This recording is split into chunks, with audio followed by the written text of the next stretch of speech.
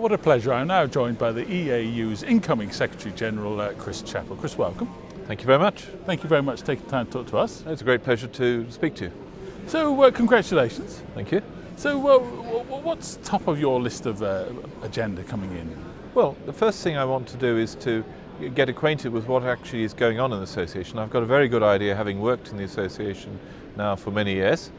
And my role really is now to build on the foundations of the past, the strong developments in recent years relating to the high quality of science and education and of course our guidelines. And then based on that to take things further forward, working with my colleagues on the various boards of the association, of course with my fellow urologists. An organisation like this is clearly made up of its members, isn't it? And that's where the strength lies. Yes, I mean, certainly the strength of the association lies on the strong support that we have from the national societies within Europe. That is our bedrock.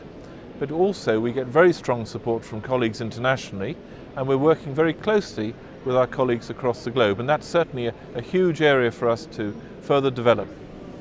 One of the great strengths, again, that comes through this meeting is the quality of the research that's being talked about. I'm sure that's something else you're looking to take forward. Undoubtedly. I mean, research is the way forward. And the great thing about this meeting is it's the first major meeting of the year. A lot of research, of course, comes out from Europe, but of course across the globe. Colleagues everywhere are making new advances and carrying out developments in the field. And so we're able to work very closely with colleagues across the globe at this meeting to actually look at the current evidence base and how things are being advanced by what they're doing. When you're talking about evidence-based, one of the other things, of course, that's evidence-based are the guidelines that the association draws up. But they're very important, aren't they, for practicing urologists? Undoubtedly. Although it's a bit of a buzzword, evidence-based, in reality it's the nature of what we do for the benefit of patients. Unless we're doing the right thing, the patients won't be getting the best results.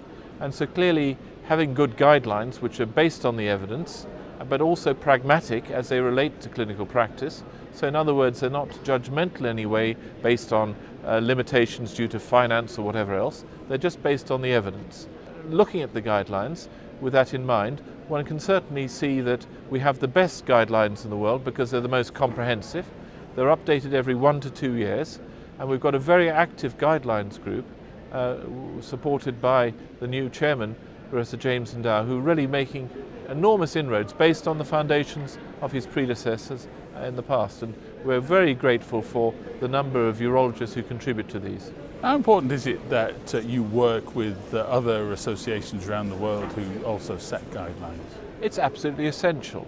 And we are actively working with the American Urology Association. We're in discussion with the Society International of Urology, and of course we're working with the national associations, and indeed more than 40 national associations have accredited our guidelines to date. We're also very keen to work within the European community at the European Parliament level to see whether there would be some support from the European community to actually accredit our guidelines as a European standard. Well, Chris, a busy year ahead. Yes, it is.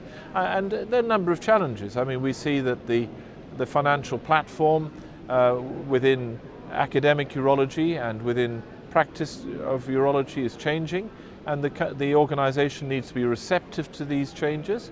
We need to work with our funding bodies and with our urology colleagues to develop things further.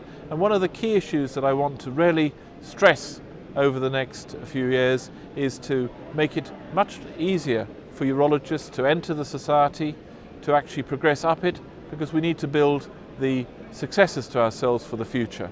Great. Well, thank you very much indeed for talking to us, and best of luck. Thank you very much. Great pleasure. Thank you.